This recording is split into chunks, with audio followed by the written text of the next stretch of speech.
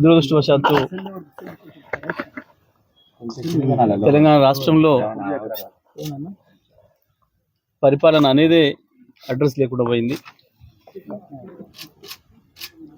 ప్రభుత్వంలోకి వచ్చిన నాయకులు వాళ్ళు ఢిల్లీ చుట్టూ ప్రదర్శనలు చేస్తున్నారు. అధికారులు ఎవరి కార్యక్రమాల్లో వాళ్ళు ఉంటున్నారు. ప్రజల్ని గాలికి వదిలేసిండ్రు.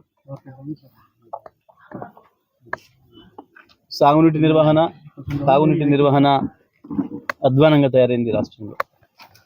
అసలే ఒకవైపు ఎండలు, కొంత కరువు పరిస్థితులు ప్రజలు ఇబ్బంది పెడుతున్న పరిస్థితులలో ఇంకా అప్రమత్తంగా ఉండాల్సిన ప్రభుత్వం, ఇంకా జాగ్రత్తగా ఉండాల్సిన ప్రభుత్వం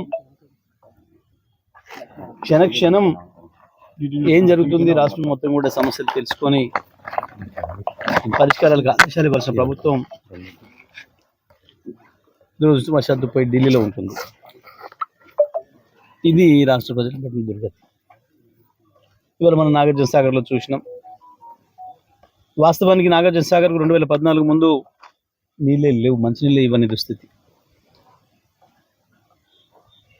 లక్షల ఎకరాలకు నీళ్ళు ఇచ్చి, లక్షలాది కోట్లాది మందికి మంచినీళ్ళు ఇచ్చి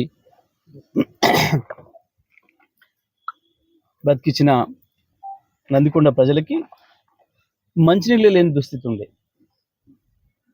మా ప్రభుత్వం వచ్చిన తర్వాత గౌరవ ముఖ్యమంత్రి గారికి నివేదించి నేను స్వయంగా ఇది ఎటు దిక్కులేనిదైంది, అనాథలాగా ఉంది నందికొండ.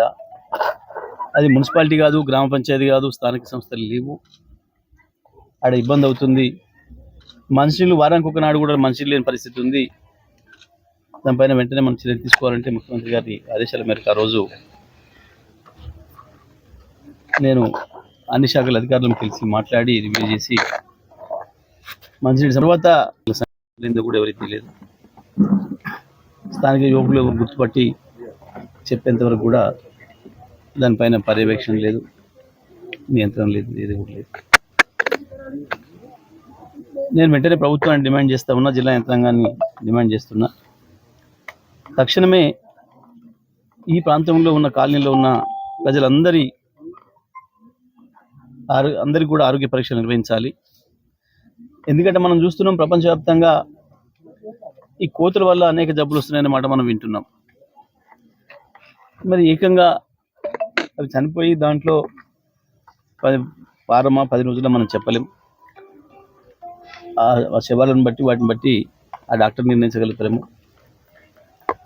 మరి దాంతో కలుషితమైన ఏం ప్రభావం ఉంటుంది ఈ ప్రజలపైన, పిల్లలు పెద్దలందరిపైన? మరి దానికి సంబంధించి ప్రభుత్వ పరంగా ఎట్లా, ఎందుకంటే మనుషులకు ఇతర జంతువుల నుంచి వచ్చే సంక్రమించే వ్యాధులకు సంబంధించి నిపుణులు ఉంటారు. మరి వారి ద్వారా, ఆ సంస్థల ద్వారా మరి అందరు కూడా రక్తనమూనాలు తీసుకొని పరీక్షలు చేసి రేపేమైనా ఇబ్బంది వచ్చే అవకాశం ఉందా, దాన్ని ఎట్లా నివారించాలి, దానికి ఏం మార్గాలు ఉంటాయనే విషయాన్ని మరి కాలనీ వాసులకు అందరూ కూడా వచ్చి చెప్పాల్సిన అవసరం ఉంది. వాళ్ళకి ధైర్యం ఇవ్వాల్సిన అవసరం ఉంది. వాళ్ళందరూ కూడా ఆందోళనలో ఉన్నారు, కాలనీ వాసులు అందరూ కూడా. అందుకే మరి వెంటనే చర్య తీసుకోవాలని చెప్పి నేను విజ్ఞప్తి చేస్తూ ఉన్నా. దురదృష్టం ఏంటంటే